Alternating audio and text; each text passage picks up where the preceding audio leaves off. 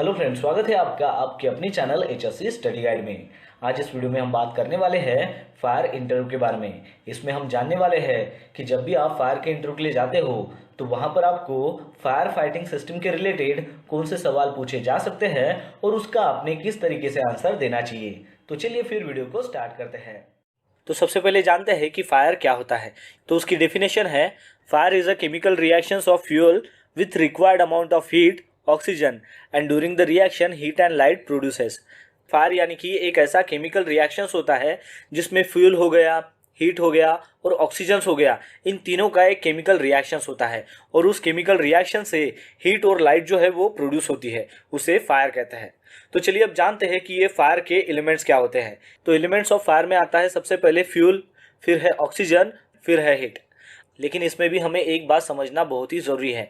जैसे कि एक रूम है, उसके कॉर्नर में हमने क्या किया, एक जगह पर फ्यूल रख दिया, दूसरे कॉर्नर में है ऑक्सीजन और तीसरे कॉर्नर में है हीट। तो इसका मतलब ये हो जाएगा कि ये फायर के तो एलिमेंट्स है, अब ये एक कमरे में है तो फायर लग जाएगी। तो इसका आंसर आएगा नहीं। क्यों? क्योंकि ये अलग अलग है।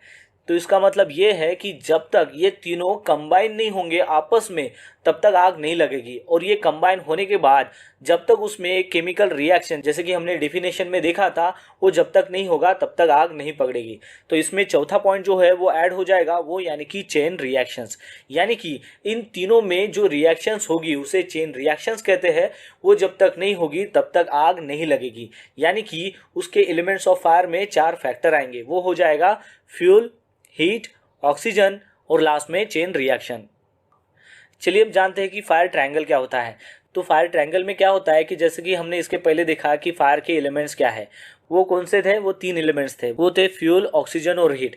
अब ये जो फ्यूल, ऑक्सीजन और हीट है, इन तीनों को अगर कंबाइन किया जाए तो उसके बाद जो एक चेन रिएक्शंस फॉर्म होगी उसी को फायर ट्रायंगल कहते हैं। यानी कि फायर ट्रायंगल क्या हो जाएगा, fuel plus oxygen plus heat plus chain reactions.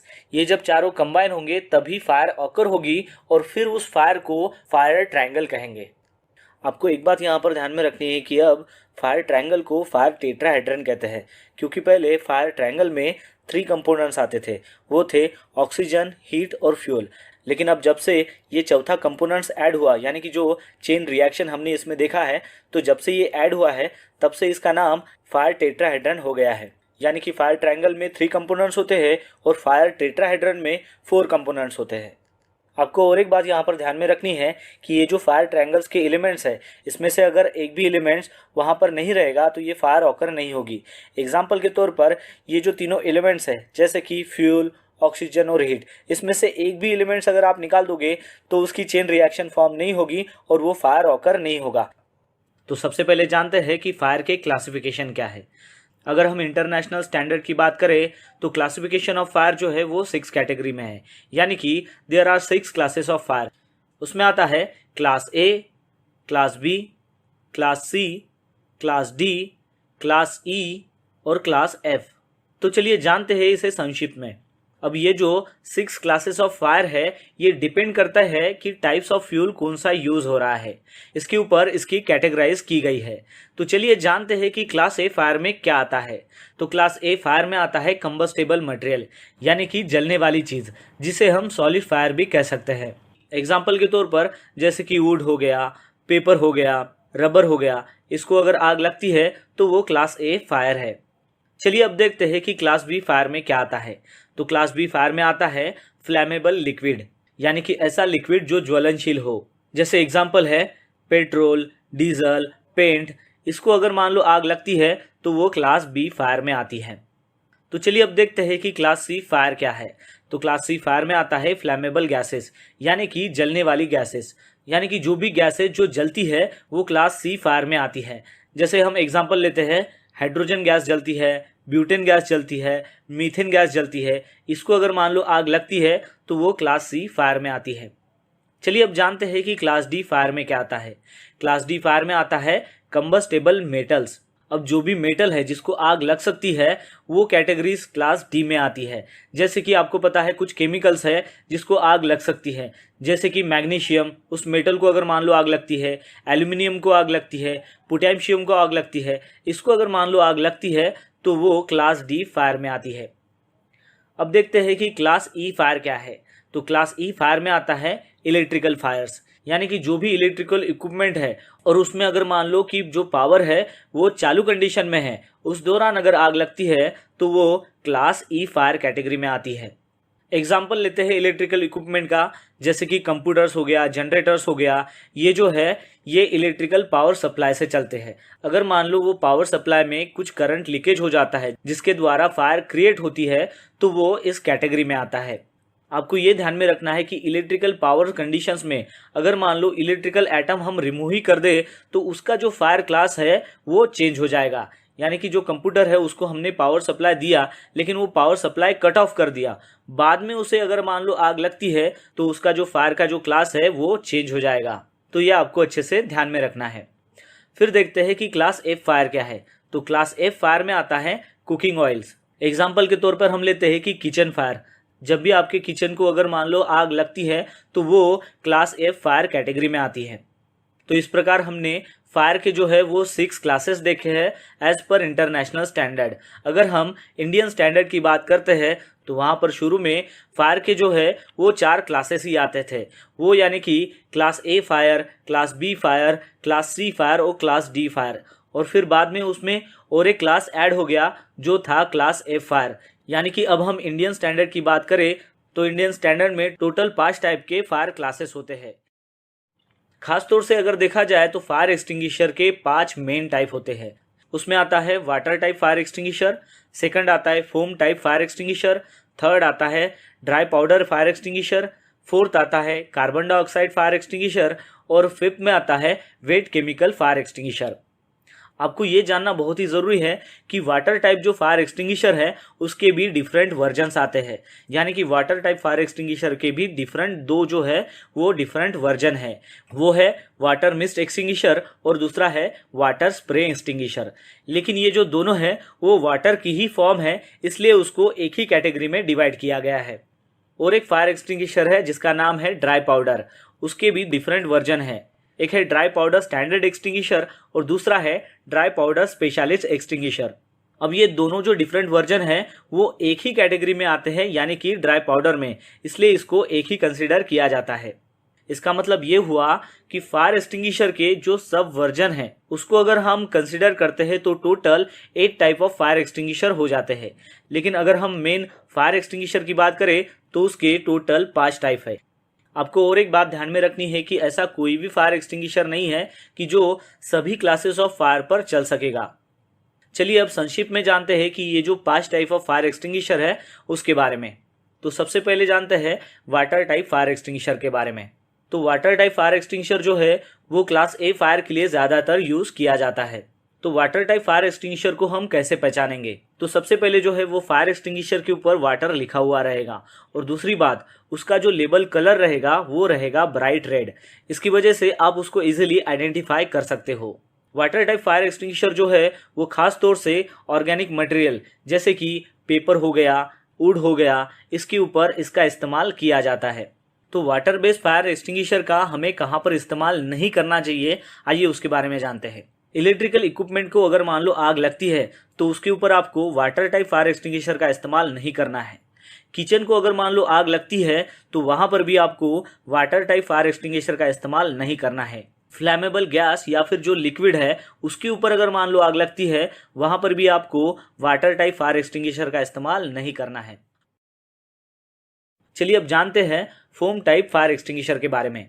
Foam type जो फायर एक्सटिंग्विशर है वो ज़्यादातर यूज़ होता है क्लास बी फायर के ऊपर, लेकिन उसका इस्तेमाल क्लास ए फायर पर भी कर सकते हैं क्योंकि वो वाटर बेस है। Foam type of fire extinguisher को हम कैसे पहचानेंगे? तो उसका जो लेबलिंग कलर है वो रहता है क्रीम कलर का और उसके ऊपर फोम लिखा हुआ रहता है, तो हम उसको इजीली आइडेंटिफाई कर सकते हैं। Foam type of fire extinguisher को खास तौर से जो ऑर्गेनिक मटेरियल है जैसे कि पेपर हो गया, कार्डबोर्ड हो गया, वुडन हो गया, इसके ऊपर हम उसका इस्तेमाल कर सकते हैं। इसके साथ साथ जो फ्लैमेबल लिक्विड है जैसे कि पेंट हो गया, पेट्रोल हो गया, उसके ऊपर भी इसका इस्तेमाल कर सकते हैं। तो फोम टाइप फायर एक्सटिंग्विशर का इस्तेमाल कहाँ पर नहीं करना चाहिए, आइए उसके बारे में बात करते हैं। तो किचन टाइप की जो फायर होती है उसके ऊपर आपको फोम टाइप फायर एक्सटिंग्विशर का इस्तेमाल नहीं करना है। इलेक्ट्रिकल इक्विपमेंट को अगर मान लो आग लगती है तो उसके ऊपर भी आपको फोम टाइप फायर एक्सटिंग्विशर का इस्तेमाल नहीं करना है। और मान लो मेटल को अगर आग लगती है तो उसके ऊपर भी आपको फोम टाइप फायर एक्सटिंग्विशर का इस्तेमाल नहीं करना है। चलिए अब जानते हैं हमारे थर्ड टाइप फायर एक्सटिंग्विशर के बारे में, जिसका नाम है ड्राई पाउडर एक्सटिंग्विशर, जिसे हम DCPB कहते हैं, यानी कि dry chemical powder. Dry powder fire extinguisher जो है वो क्लास A, क्लास B और क्लास C फायर जो है उसके ऊपर हम इसका इस्तेमाल कर सकते हैं, इसलिए हम उसको ABC टाइप फायर एक्सटिंग्विशर कहते हैं। तो अब हम ड्राई पाउडर फायर एक्सटिंग्विशर को कैसे पहचानेंगे कि उसके ऊपर पाउडर जो वर्ड है वो लिखा हुआ रहता है और उसका जो लेबलिंग कलर है वो ब्लू कलर का रहता है, जिसकी वजह से हम उसको इजीली आइडेंटिफाई कर सकते हैं। ड्राई पाउडर फायर एक्सटिंग्विशर का जो इस्तेमाल है वो आप ऑर्गेनिक जो मटेरियल्स है जैसे कि पेपर है, कार्डबोर्ड है, वुड है, इसके ऊपर तो कर सकते हो। साथ ही साथ जो फ्लैमेबल लिक्विड है जैसे कि पेंट, पेट्रोल, इसके ऊपर भी कर सकते हो। और उसके साथ ही फ्लैमेबल जो गैसेस है जैसे कि LPG गैस है, एसिटिलीन गैस है, उसके ऊपर भी आप इसका इस्तेमाल कर सकते हो। अब बात करते हैं कि ड्राई पाउडर फायर एक्सटिंग्विशर जो है वो कहाँ पर इस्तेमाल नहीं करना चाहिए। तो जो कुकिंग ऑयल है उसके ऊपर अगर मान लो आग लगती है तो वहाँ पर आपको ड्राई पाउडर एक्सटिंग्विशर का इस्तेमाल नहीं करना है। 1000 वोल्ट के ऊपर वाले जो इलेक्ट्रिकल इक्विपमेंट है उसको अगर मान लो आग लगती है वहाँ पर भी आपको DCP टाइप फायर एक्सटिंग्विशर का इस्तेमाल नहीं करना है। चलिए अब बात करते हैं हमारे चौथे टाइप फायर एक्सटिंग्विशर की, जिसका नाम है कार्बन डाइऑक्साइड फायर एक्सटिंग्विशर। तो CO2 टाइप जो फायर एक्सटिंग्विशर है वो खास तौर से जो इलेक्ट्रिकल टाइप की जो फायर होती है उसके ऊपर इसका इस्तेमाल किया जाता है। आपने देखा होगा कि जो कंप्यूटर सर्वर जो रूम होती है उसके बाहर ज़्यादातर हम CO2 टाइप फायर एक्सटिंग्विशर रखते हैं। अब हम CO2 टाइप फायर एक्सटिंग्विशर को कैसे पहचानेंगे? तो वो जो फायर एक्सटिंग्विशर है उसके ऊपर CO2 लिखा हुआ रहेगा और साथ ही में उसका जो लेबलिंग कलर है वो ब्लैक रहेगा, उसकी वजह से हम उसको इजीली आइडेंटिफाई कर सकते हैं। अब आइए जानते हैं कि CO2 टाइप फायर एक्सटिंग्विशर का इस्तेमाल कहाँ पर करना चाहिए। तो फ्लैमेबल जो लिक्विड है जैसे कि पेंट हो गया, पेट्रोल हो गया, इसको अगर आग लगती है तो आप CO2 टाइप फायर एक्सटिंग्विशर का इस्तेमाल कर सकते हो। और दूसरा इलेक्ट्रिकल फायर, इलेक्ट्रिकल इक्विपमेंट को अगर मान लो आग लगती है तो वहाँ पर भी आप CO2 टाइप फायर एक्सटिंग्विशर का इस्तेमाल कर सकते हो। चलिए अब बात करते हैं कि CO2 टाइप फायर एक्सटिंग्विशर का इस्तेमाल कहाँ पर नहीं करना चाहिए। खास तौर से जो किचन फायर होती है उसके ऊपर आपको CO2 टाइप फायर एक्सटिंग्विशर का इस्तेमाल नहीं करना है। कंबस्टेबल मटेरियल जैसे कि पेपर हो गया, वुड हो गया या फिर टेक्सटाइल हो गया, उसके ऊपर आपको CO2 टाइप फायर एक्सटिंग्विशर का इस्तेमाल नहीं करना है। फ्लैमेबल जो मेटल है जैसे कि मैग्नीशियम हो गया, पोटेशियम हो गया, उसको अगर मान लो आग लगती है तो वहाँ पर भी आपको CO2 टाइप फायर एक्सटिंग्विशर का इस्तेमाल नहीं करना है। चलिए अब देखते हैं हमारे पांचवें टाइप फायर एक्सटिंग्विशर के बारे में, जिसका नाम है wait chemical fire extinguisher. Wait chemical fire extinguisher को क्लास F फायर के लिए डिज़ाइन किया गया है, जिसमें कुकिंग ऑयल्स और फैट्स इन्वॉल्व होते हैं। उसको अगर मान लो आग लगती है तब वहाँ पर वेट केमिकल फायर एक्सटिंग्विशर का इस्तेमाल किया जाता है। तो अब ये वेट केमिकल फायर एक्सटिंग्विशर है उसको हम पहचानेंगे कैसे? तो उस फायर एक्सटिंग्विशर के ऊपर वेट केमिकल लिखा हुआ रहेगा और साथ ही में उसका जो लेबलिंग कलर है वो येलो रहेगा, उसकी वजह से हम उसको इजीली आइडेंटिफाई कर सकते हैं। अब इस वेट केमिकल फायर एक्सटिंग्विशर का इस्तेमाल कहाँ पर किया जाता है? जैसे कि कुकिंग ऑयल और फैट को आग लगती है तो उसके ऊपर हमें इसका इस्तेमाल कर सकते हैं। आइए अब देखते हैं कि वेट केमिकल फायर एक्सटिंग्विशर का इस्तेमाल हमें कहाँ पर नहीं करना चाहिए। जैसे कि फ्लैमेबल लिक्विड और फ्लैमेबल गैस जो फायर होती है उसके ऊपर हमें वेट केमिकल फायर एक्सटिंग्विशर का इस्तेमाल नहीं करना है। इलेक्ट्रिकल इक्विपमेंट के ऊपर अगर मान लो आग लगती है तो वहाँ पर भी हमें वेट केमिकल फायर एक्सटिंग्विशर का इस्तेमाल नहीं करना है। और साथ ही में जो फ्लैमेबल मेटल्स है उसके ऊपर भी हमें वेट केमिकल फायर एक्सटिंग्विशर का इस्तेमाल नहीं करना है। फायर एक्सटिंग्विशिंग मेथड्स यानी कि आग कैसे बुझाई जाती है उसके क्या मेथड्स होते हैं वो हम यहाँ पर देखने वाले हैं। तो टोटल हम यहाँ पर 4 मेथड्स देखने वाले हैं। उसमें सबसे पहला है कूलिंग, सेकंड है स्टारवेशन, थर्ड है स्मूथरिंग और फोर्थ है चेन ब्रेकिंग रिएक्शन। तो चलिए अब हम इसको डिटेल में जानते हैं और समझते हैं कि इनका क्या मतलब होता है। तो दोस्तों आपको ये पता होना चाहिए कि कोई भी आग लगने के लिए 3 चीज़ें बहुत ही ज़रूरी होती है। उसमें हीट, फ्यूल और ऑक्सीजन, ये जब तीनों चीज़ें मिलेगी तभी आग लगेगी। और इसमें से अगर एक भी चीज़ अगर हमने निकाल दिया तो आग नहीं लगेगी। तो उसी मेथड को हम यहाँ पर अभी अप्लाई करने वाले हैं। तो सबसे पहली मेथड है कूलिंग मेथड। इसमें हम क्या करते हैं कि जो फायर का जो सीन होता है उसमें से हम हीट को रिमूव करते हैं, उसे कूलिंग मेथड कहते हैं। और इस हीट को हम रिमूव करने के लिए बाय यूजिंग वाटर जो है वो इस्तेमाल कर सकते हैं, या फिर फोम टाइप जो फायर एक्सटिंग्विशर है उसका भी हम इस्तेमाल कर सकते हैं। फिर उसके बाद है स्टारवेशन मेथड। इसमें क्या होता है कि जो फायर का जो सीन होता है उसमें से हम फ्यूल को रिमूव करते हैं, उसी को स्टारवेशन मेथड कहते हैं। और ये फ्यूल को हम कैसे रिमूव कर सकते हैं, तो जो भी फ्यूल का सप्लाई है उसको हम कट करके इस फ्यूल को रिमूव कर सकते हैं। फिर उसके बाद है स्मूथरिंग मेथड। इसमें हम क्या करते हैं कि जो फायर का सीन होता है उसमें से हम ऑक्सीजन को रिमूव करते हैं, उसी मेथड को स्मूथरिंग मेथड कहते हैं। और इस ऑक्सीजन को हम कैसे रिमूव कर सकते हैं, तो उसके लिए हम CO2 फायर एक्सटिंग्विशर या फिर DCB फायर एक्सटिंग्विशर का इस्तेमाल करके हम ऑक्सीजन को रिमूव कर सकते हैं। और फिर उसके बाद हमारी मेथड है चेन ब्रेकिंग रिएक्शन। इसमें हम क्या करते हैं कि जो फायर की जो चेन होती है उस चेन को हम DCB फायर एक्सटिंग्विशर का इस्तेमाल करके भी तोड़ सकते हैं, या फिर ब्लैंकेटिंग का इस्तेमाल करके भी उस चेन रिएक्शन को तोड़ सकते हैं। इस चेन रिएक्शन में क्या होता है कि किसी एजेंट को हमें अप्लाई करना पड़ता है उस केमिकल चेन रिएक्शन के ऊपर, ताकि वो जो जलने वाली जो प्रोडक्ट्स है उसमें ब्रेकडाउन कर सके। और ये जो ब्रेकडाउन है ये हीट या फिर ऑक्सीडाइजेशन के जरिए होता है। तो ये जो चारों मेथड है इसमें से अगर हमने किसी एक को भी अगर इंटरफेयर कर लिया, यानी कि किसी एक को भी अगर रिमूव कर लिया, तो हम फायर को बढ़ने से रोक सकते हैं।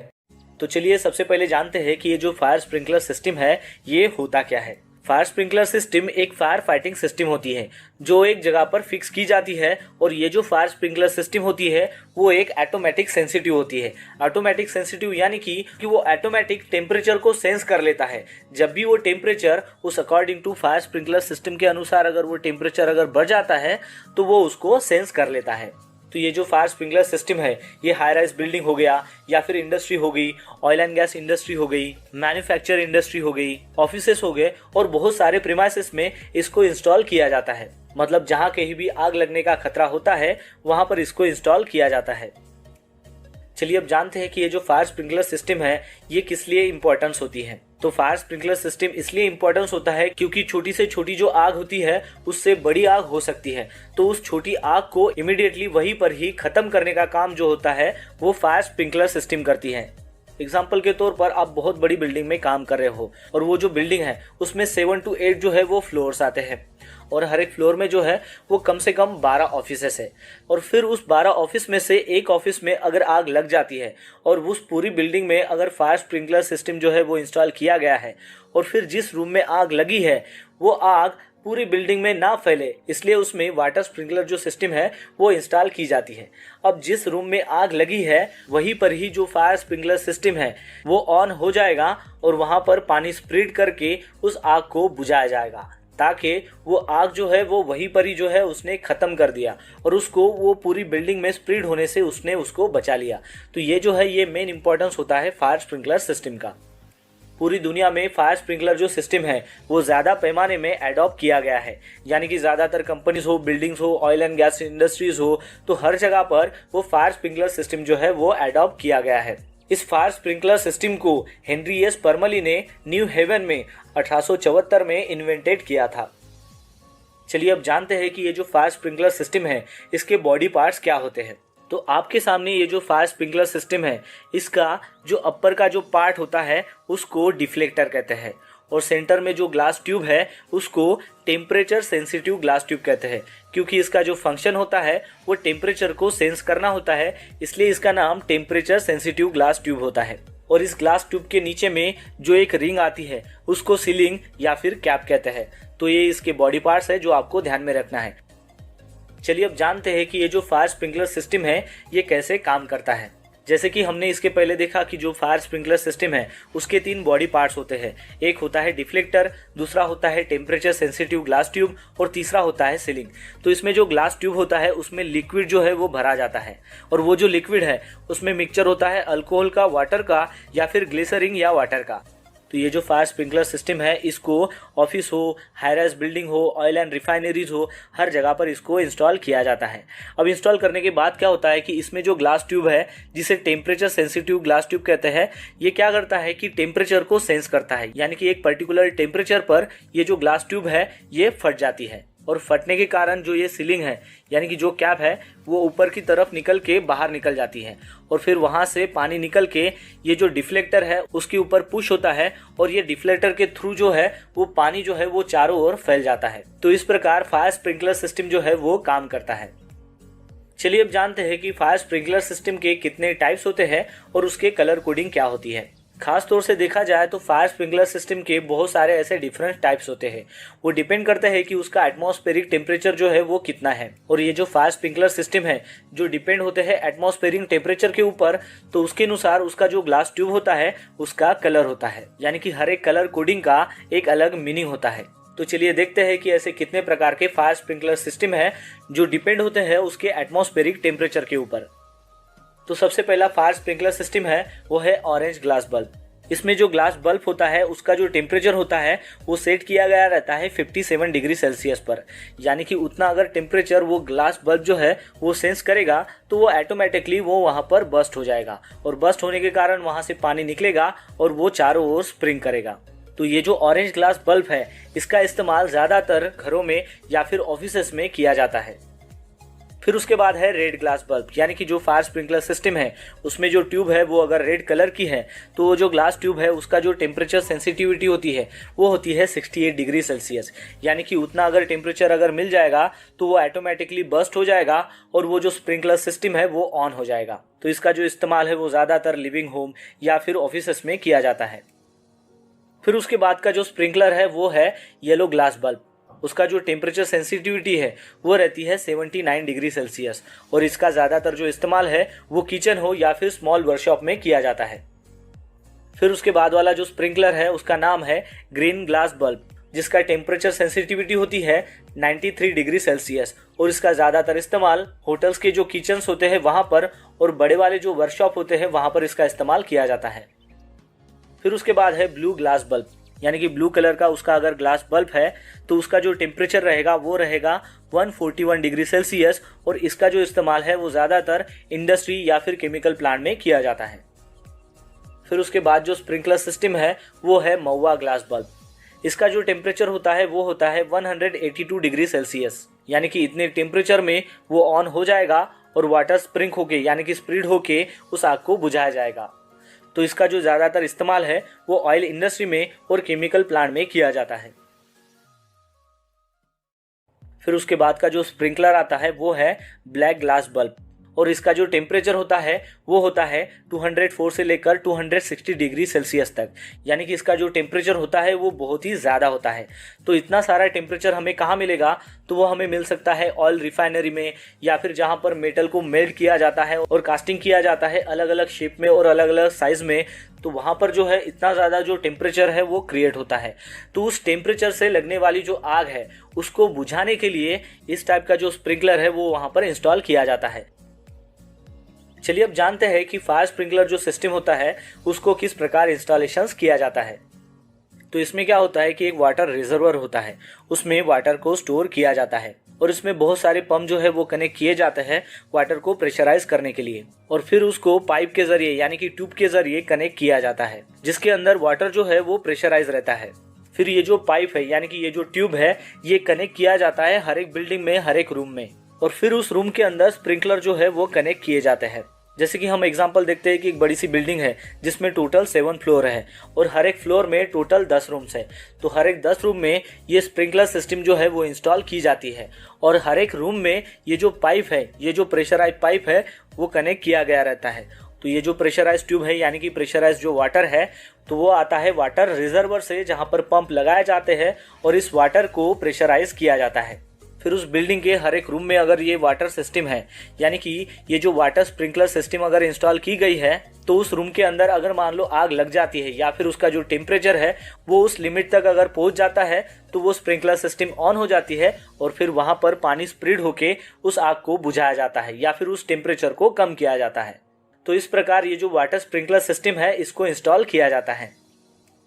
तो सबसे पहले जानते हैं कि फायर डिटेक्टर यानी कि होता क्या है। तो फायर डिटेक्टर एक ऐसा डिवाइस है कि जिसके कारण हम फायर को डिटेक्ट कर सकते हैं और उसका जो सिग्नल है वो अलार्म सर्किट तक प्रोवाइड कर सकते हैं। फायर डिटेक्टर जो है वो ऑपरेट होता है फायर के स्मोक से, यानी कि फायर से निकलने वाली जो स्मोक है उससे, या फिर फायर से निकलने वाली जो भी फ्लेम है उससे, या फिर फायर से निकलने वाली जो भी हीट होती है उससे फायर डिटेक्टर जो है वो ऑपरेट होता है, या फिर ये तीनों फैक्टर्स के कॉम्बिनेशन से भी फायर डिटेक्टर जो है वो ऑपरेट होता है। यानी कि आपको यहाँ पर समझ में आ गया होगा कि फायर डिटेक्टर जो है वो डिटेक्ट करता है फायर को और उसका जो सिग्नल होता है वो अलार्म सर्किट तक प्रोवाइड करता है। चलिए अब जानते हैं कि फायर डिटेक्टर्स के कितने टाइप्स होते हैं और वो क्या है। तो सबसे पहला जो फायर डिटेक्टर का जो टाइप आता है वो होता है स्मोक डिटेक्टर। फिर उसके बाद दूसरा जो टाइप आता है वो है हीट डिटेक्टर, और फिर उसके बाद थर्ड जो टाइप आता है वो है फ्लेम डिटेक्टर। अब जानते हैं कि ये जो तीनों टाइप्स है फायर डिटेक्टर्स के, तो इनके भी टाइप होते हैं, तो वो क्या है। तो सबसे पहले जानते हैं कि स्मोक डिटेक्टर के क्या टाइप्स होते हैं। तो स्मोक डिटेक्टर का पहला टाइप आता है वो है आयोनाइजेशन स्मोक डिटेक्टर। फिर उसका सेकंड टाइप आता है वो है फोटो इलेक्ट्रिक स्मोक डिटेक्टर। अब ये जो फोटो इलेक्ट्रिक स्मोक डिटेक्टर होता है उसके भी दो टाइप है। तो उसका टाइप 1 है लाइट ऑब्स्करेशन और दूसरा टाइप है वो है लाइट स्कैटरिंग। फिर उसके बाद आता है हीट डिटेक्टर। तो हीट डिटेक्टर की भी दो टाइप होते हैं। सबसे पहला टाइप आता है फिक्स टेम्परेचर डिटेक्टर। फिर उसके बाद सेकंड टाइप आता है वो है रेट ऑफ राइज डिटेक्टर, जिसे हम ROR भी कहते हैं। और फिर उसके बाद जो थर्ड टाइप है वो है फ्लेम डिटेक्टर। तो उसके भी दो टाइप आते हैं। तो उसका सबसे पहला टाइप है इंफ्रारेड डिटेक्टर, यानी कि जिसे हम IR कहते हैं, और दूसरा है अल्ट्रावायलेट डिटेक्टर, जिसे हम UV कहते हैं। तो सबसे पहले जानते हैं कि स्मोक डिटेक्टर यानी कि क्या होता है। तो स्मोक डिटेक्टर एक ऐसा डिवाइस है जो सेंस करता है विजिबल हो या फिर इनविजिबल स्मोक हो उसको, और वो जो स्मोक है वो जनरेट होता है फायर से। यानी कि आपको यहाँ पर समझ में आ गया होगा कि आग लगने के बाद उस आग से जो भी विजिबल या फिर इनविजिबल स्मोक निकलता है, तो उस स्मोक को डिटेक्ट करने का जो काम है वो स्मोक डिटेक्टर करता है। अब इस स्मोक डिटेक्टर के दो टाइप्स होते हैं। उसमें सबसे पहला टाइप आता है आयोनाइजेशन स्मोक डिटेक्टर और दूसरा टाइप आता है फोटो इलेक्ट्रिक स्मोक डिटेक्टर। अब ये आयोनाइजेशन स्मोक डिटेक्टर क्या है, फोटो इलेक्ट्रिक स्मोक डिटेक्टर क्या है, तो चलिए उसको जानते हैं। तो सबसे पहले देखते हैं कि आयोनाइजेशन स्मोक डिटेक्टर यानी कि क्या होता है। तो आयोनाइजेशन टाइप जो स्मोक डिटेक्टर होता है उसमें एक रेडियो एक्टिव सोर्स होता है, जो रेडियो एक्टिव जो मटेरियल है जैसे कि अल्फा पार्टिकल्स हो वो उसको प्रोड्यूस करता है। और वो जो स्मॉल अमाउंट में रेडियो एक्टिव मटेरियल होता है वो होता है दो जो इलेक्ट्रिकल चार्ज जो प्लेट है उसके बीच में। फिर उसके बाद जब एयर उसमें जाती है तो वो एयर को आयनाइज करता है, और इस आयनाइजेशन की वजह से वो जो इलेक्ट्रिकल चार्ज दोनों जो प्लेट है उसके बीच में करंट जो है वो फ्लो होता है। फिर जब इस चेंबर के अंदर जब स्मोक इंटर होता है तो वो क्या करता है कि ये जो आयनाइजेशन प्रोसेस यहाँ पर चलती रहती है तो उसका जो फ्लो है उसको वो डिस्टर्ब करता है, उसको वो खराब करता है, जिसकी वजह से क्या होता है कि ये जो करंट का जो फ्लो होता है जो उसके अंदर चलते रहता है वो कम हो जाता है। और जैसे ही उसका करंट फ्लो कम हो जाता है तो वो अलार्म को एक्टिवेट कर लेता है। और ये जो आयनाइजेशन स्मोक डिटेक्टर होता है ये अच्छा रिस्पॉन्ड करता है फ्लेमिंग जो फायर्स है उसमें। यानी कि आपको यहाँ पर समझ में आ गया होगा कि आयनाइजेशन स्मोक डिटेक्टर यानी कि क्या होता है। मैं फिर से आपको एक बार यहाँ पर बता देता हूँ ताकि आपको अच्छे से समझ में आए। जैसे कि आप इमेज 1 देख रहे हो तो उसमें एक बैटरी है जिसका एक प्लेट पॉजिटिव है और दूसरा जो प्लेट है वो निगेटिव है, और ये जो दोनों प्लेट है ये इलेक्ट्रिकल चार्ज प्लेट है, और इन दोनों प्लेट के बीच में एक छोटे अमाउंट में रेडियो एक्टिव मटेरियल है जो वहां पर फ्लो कर रहा है। जैसे ही एयर वहां से पास होती है तो उस एयर को वो आयनाइज करता है, और उस आयनाइजेशन के कारण उन दोनों प्लेट के बीच में एक करंट फ्लो होता है। तो ये जो है ये एक नॉर्मल कंडीशन हो जाती है।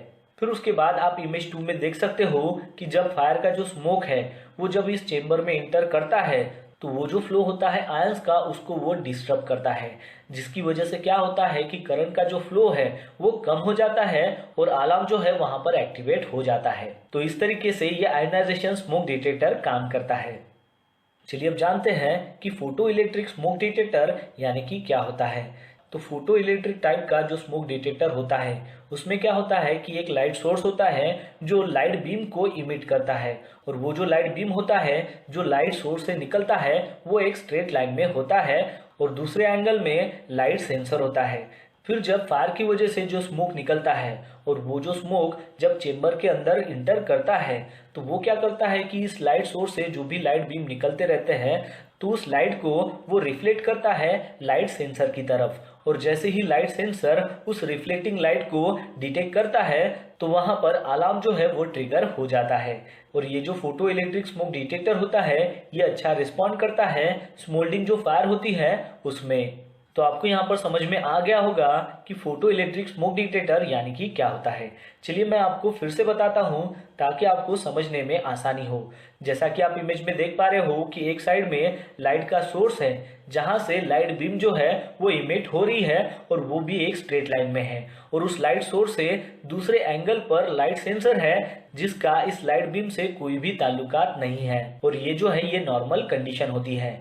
फिर इमेज 2 में आप देख सकते हो कि जब ये स्मोक जो है वो एंटर करता है इस चेंबर के अंदर तो लाइट सोर्स से निकलने वाला जो भी लाइट बीम है जो स्ट्रेट लाइन में होता है उसको वो क्या करता है कि उस लाइट बीम को वो रिफ्लेक्ट करता है। और वो जो रिफ्लेक्शन है वो आता है लाइट सेंसर के ऊपर। और जैसे ही वो सेंस करता है तो वहां पर अलार्म जो है वो ट्रिगर हो जाता है। तो आपको यहाँ पर अच्छे से समझ में आ गया होगा कि फोटो इलेक्ट्रिक स्मोक डिटेक्टर जो है वो कैसे काम करता है। अब इस फोटो इलेक्ट्रिक स्मोक डिटेक्टर के भी दो टाइप होते हैं। उसमें सबसे पहला टाइप आता है लाइट ऑब्स्कुरेशन और दूसरा टाइप आता है लाइट स्कैटरिंग। अब ये लाइट ऑब्स्कुरेशन क्या है और लाइट स्कैटरिंग क्या है चलिए जानते हैं। तो सबसे पहले जानते हैं कि लाइट ऑब्स्कुरेशन यानी कि क्या होता है। तो इसमें क्या होता है कि एक साइड में सोर्स होता है और दूसरे साइड में डिटेक्टर होता है और उसके बीच में सेंसिंग चेंबर यानी कि स्पेस होती है।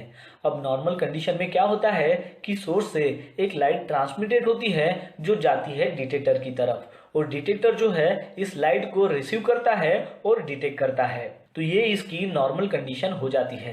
लेकिन अगर हम बात करें कि इस नॉर्मल कंडीशन में अगर फायर का स्मोक अगर इस चेंबर के अंदर चला जाता है तो ये जो लाइट जो सोर्स से निकल के डिटेक्टर की तरफ जा रही है तो उसको क्या करता है वो ब्लॉक कर लेता है।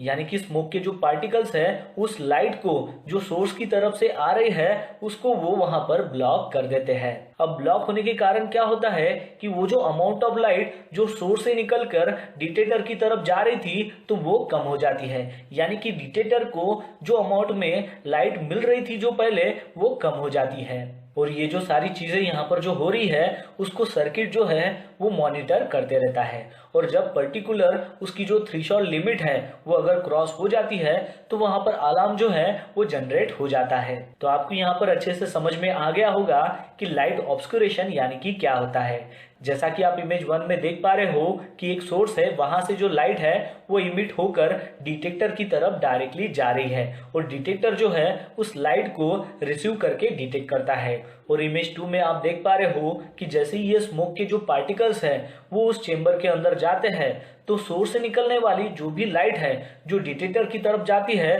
तो उसको वो वहां पर बीच में ब्लॉक कर देते हैं। जिसकी वजह से क्या होता है कि जो अमाउंट ऑफ लाइट जो डिटेक्टर को मिलने वाला था जो पहले नॉर्मल कंडीशन में मिल रहा था तो वो कम वहां पर मिल जाता है। अब ये जो कम लाइट है जो डिटेक्टर को मिल रहा है as compare to normal condition से तो ये जो है ये सर्किट मॉनिटर कर लेता है। और जैसे ही उसकी जो थ्रेशोल्ड लिमिट है वो क्रॉस हो जाती है तो वहां पर अलार्म जनरेट हो जाता है। तो इस प्रकार जो है ये लाइट ऑब्स्कुरेशन जो है वो काम करता है। चलिए अब जानते हैं कि लाइट स्कैटरिंग यानी कि क्या होता है। तो इस टाइप के स्मोक डिटेक्टर में क्या होता है कि सोर्स से निकलने वाली जो भी लाइट है वो ट्रांसमिटेड होती है एरिया में, लेकिन वो जो लाइट है वो डिटेक्टर जो है वो नहीं देख पाता है। यानी कि नॉर्मल कंडीशन में क्या होता है कि वो जो लाइट है जो सोर्स से निकल रही है उसको डिटेक्टर जो सर्किट है वो रिसीव नहीं कर पाता, डिटेक्ट नहीं कर पाता। और स्मोकी कंडीशन में क्या होता है कि लाइट जो है वो स्कैटर्ड हो जाती है स्मोक के जो पार्टिकल्स है उसकी वजह से, जिसकी वजह से ये जो लाइट है ये रिफ्लेक्ट हो जाती है। अब जब ये लाइट जो है वो रिफ्लेक्ट हो जाती है स्मोक पार्टिकल की वजह से तो डिटेक्टर क्या करता है कि उस लाइट को रिसीव कर लेता है और डिटेक्ट कर लेता है। और जैसे ही वो कॉन्सिक्यूटिवली उसको डिटेक्ट करता है तो वहां पर अलार्म जो है वो ट्रिगर हो जाता है।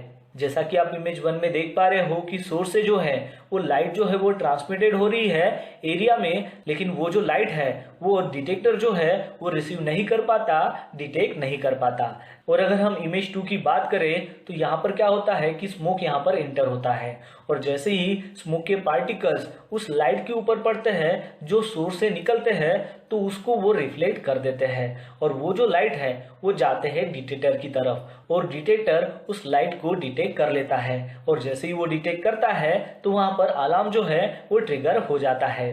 तो इस प्रकार जो है लाइट स्कैटरिंग टाइप का जो स्मोक डिटेक्टर है वो काम करता है। हीट डिटेक्टर यानी कि होता क्या है? हीट डिटेक्टर जो है वो प्रॉपर्टी सेफ्टी सेंसर होता है, यानी कि हमारे प्रॉपर्टी की सुरक्षा करना, उसके लिए जो हम सेंसर लगाते हैं उसे हीट डिटेक्टर कहते हैं। अब ये जो हीट डिटेक्टर है ये रिस्पॉन्ड करता है हाई टेम्परेचर में, और ये जो हाई टेम्परेचर है ये प्रेजेंट होता है तभी जब आग लगती रहती है। हीट डिटेक्टर का जो इस्तेमाल है वो ज़्यादातर रूम में किया जाता है, जहाँ पर स्मोक डिटेक्टर अगर हम लगाते हैं तो वो जो स्मोक डिटेक्टर है वो फॉल्स अलार्म वहाँ पर दे सकता है, इसलिए हम वहाँ पर हीट डिटेक्टर जो है वो लगाते हैं।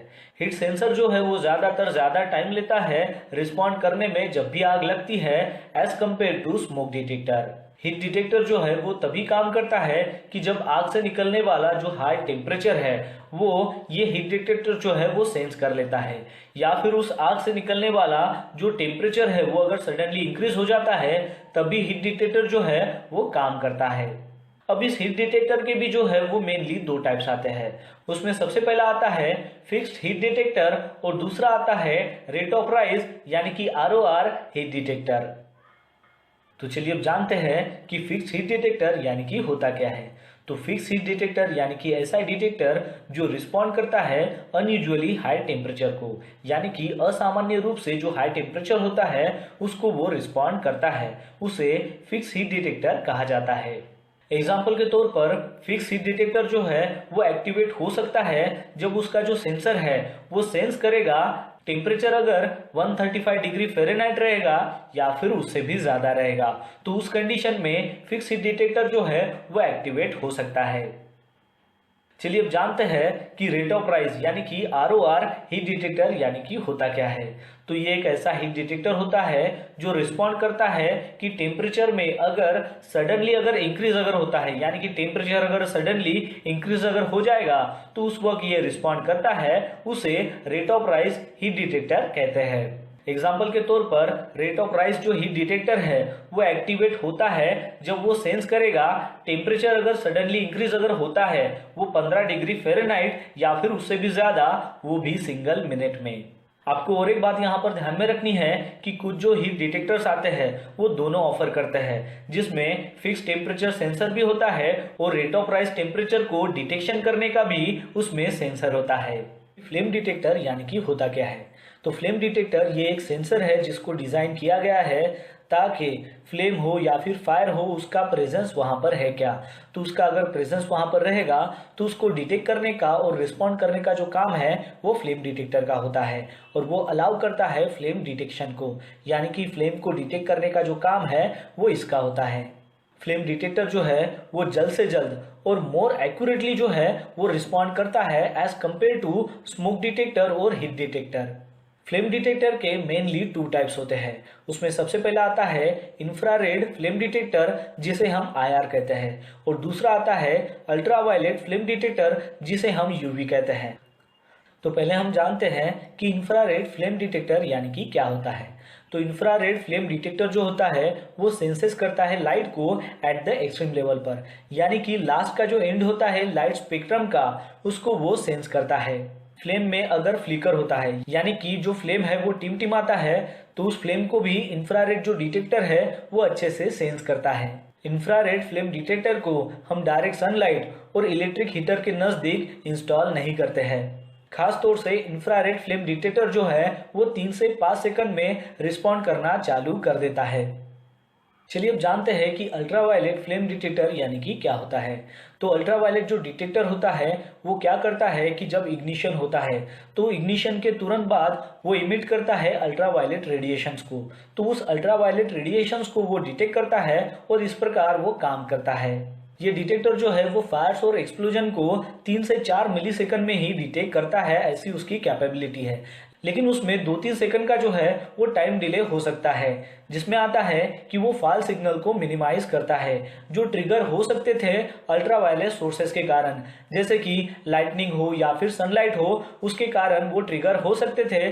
तो वो जो फॉल सिग्नल है उसको वो मिनिमाइज करता है, तो इसकी वजह से 2-3 सेकंड जो है वो उसमें टाइम डिले हो जाता है।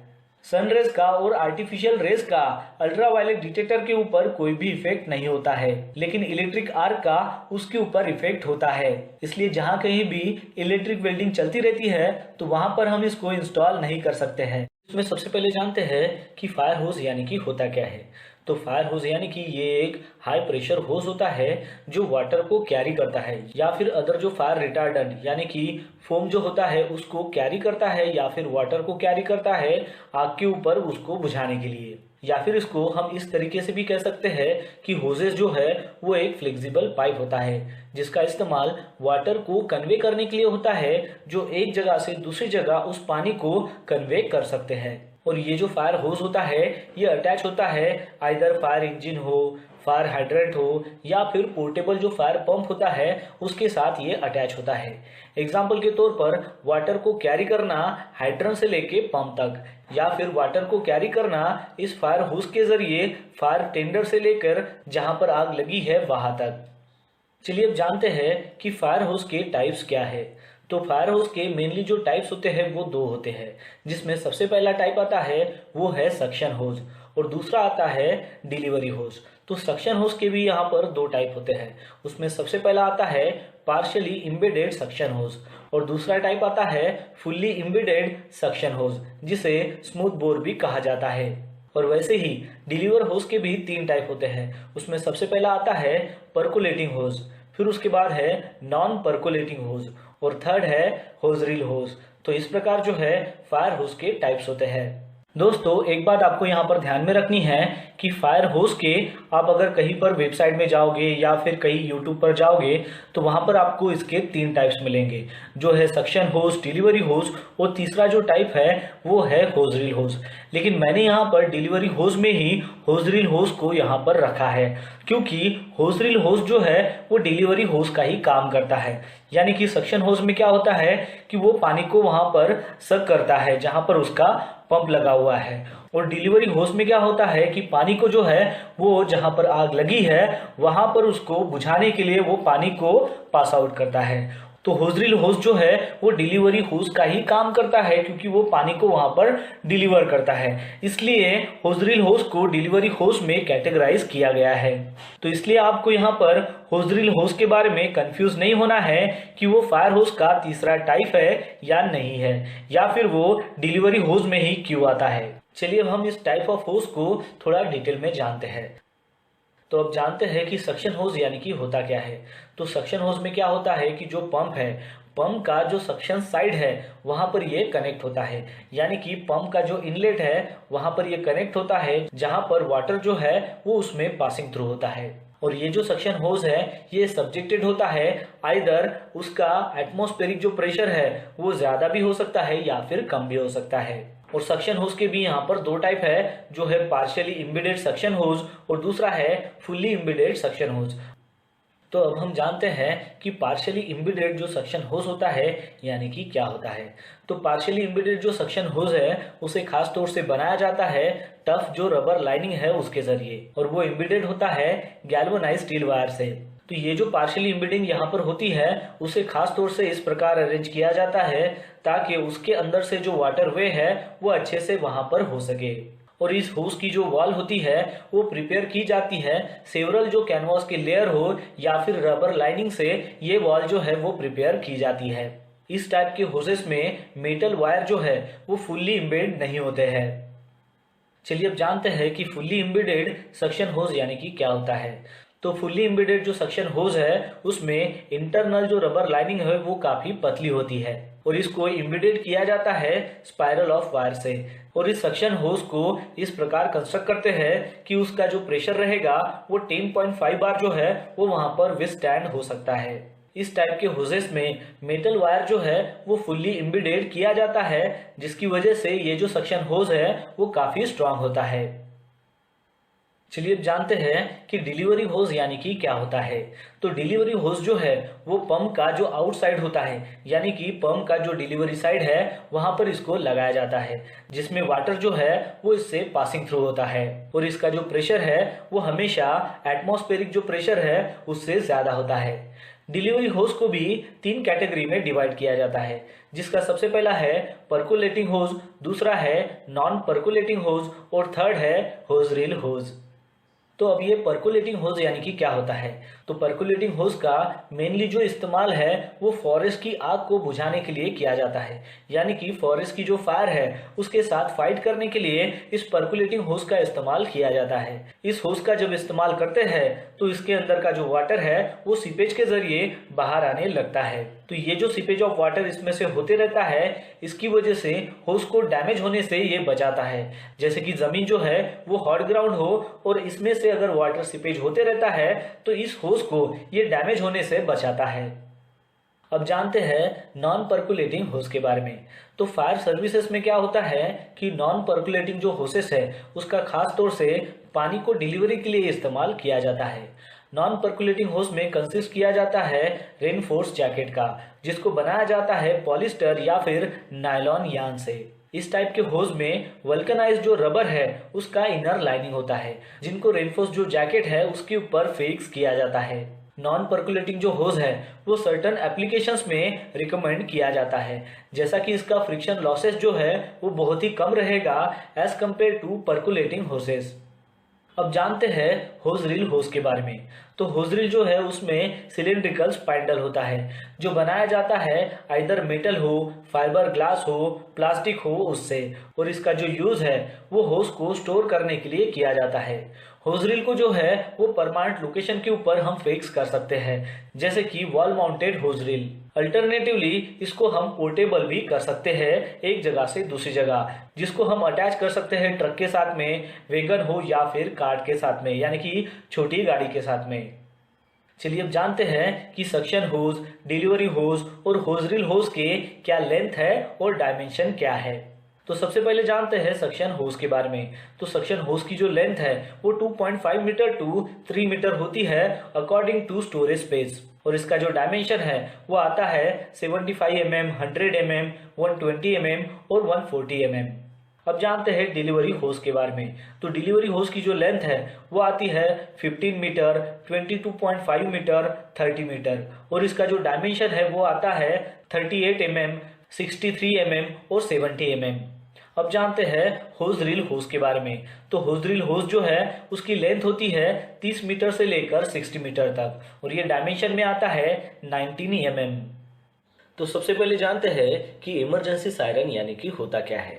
तो सायरन यानी कि एक ऐसा डिवाइस होता है कि जिसकी मदद से एक लाउड नॉइज जो है वो तैयार होता है, यानी कि एक बड़ी सी जो आवाज़ है वो इस डिवाइस से जो है वो निकलती है।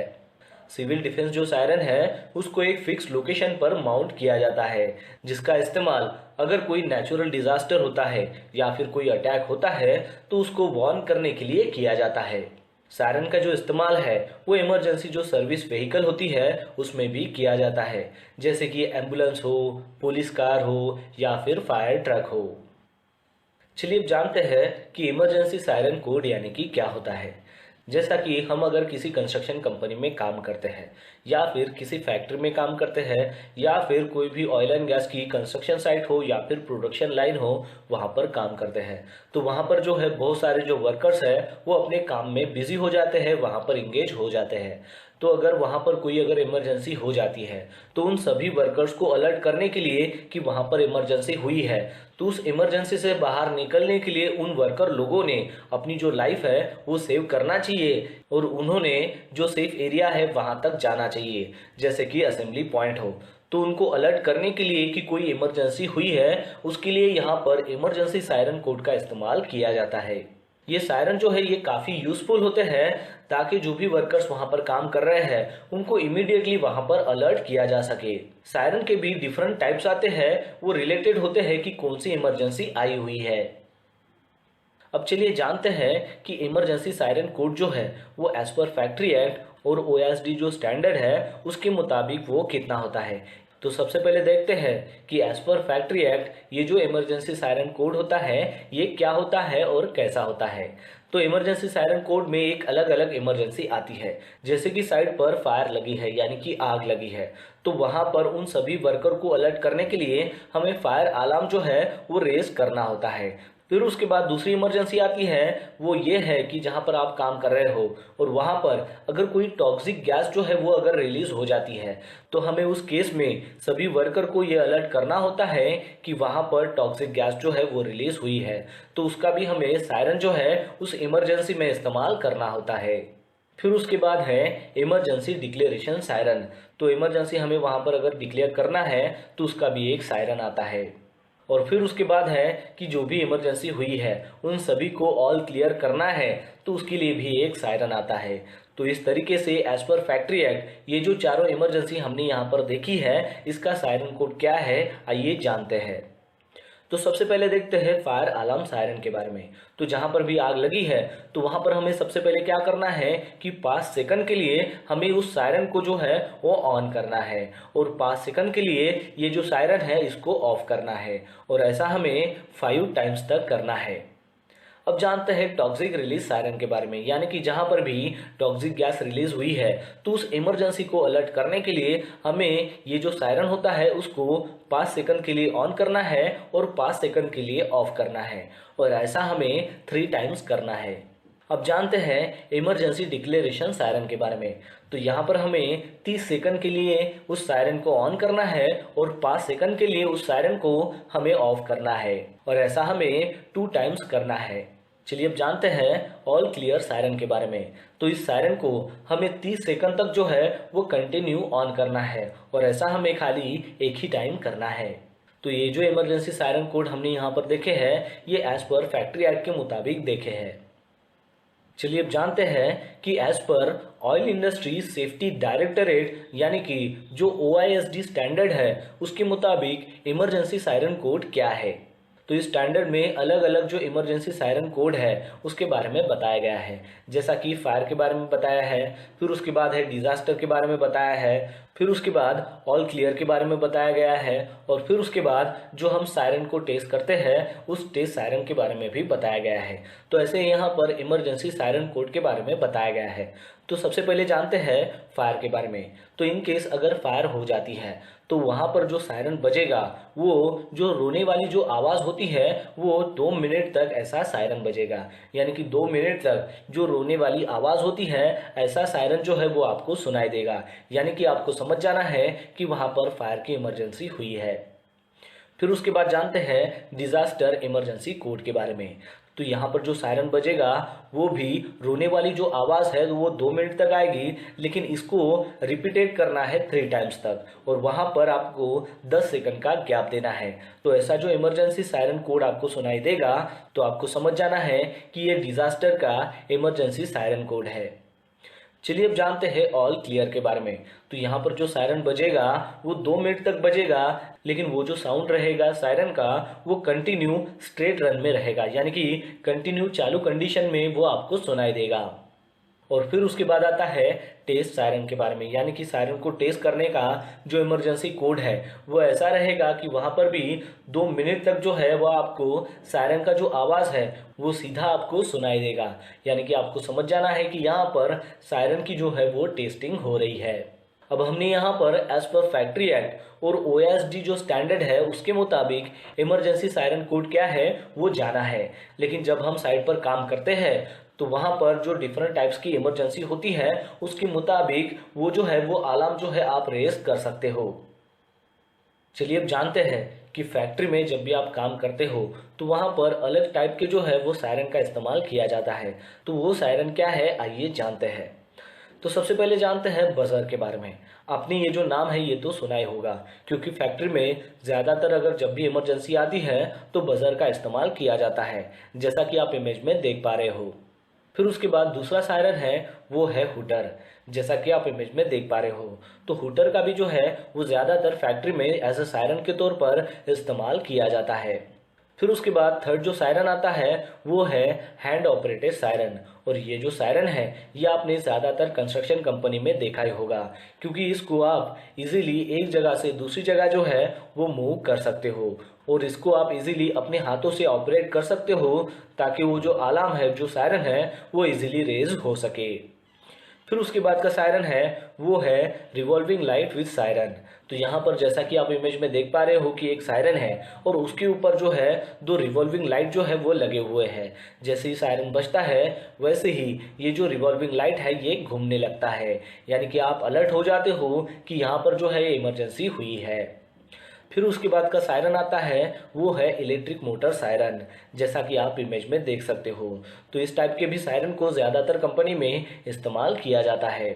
फिर उसके बाद है इलेक्ट्रॉनिक सायरन, जैसा कि आप इमेज में देख पा रहे हो। और ये जो इलेक्ट्रॉनिक सायरन है ये ज़्यादातर जो मैन्युफैक्चरिंग कंपनी है वहाँ पर या फिर जो भी इंडस्ट्री है वहाँ पर इस्तेमाल किया जाता है, ताकि इमरजेंसी के वक्त जो भी वर्कर काम कर रहे हैं उनको इमीडिएटली वहाँ पर अलर्ट किया जा सके।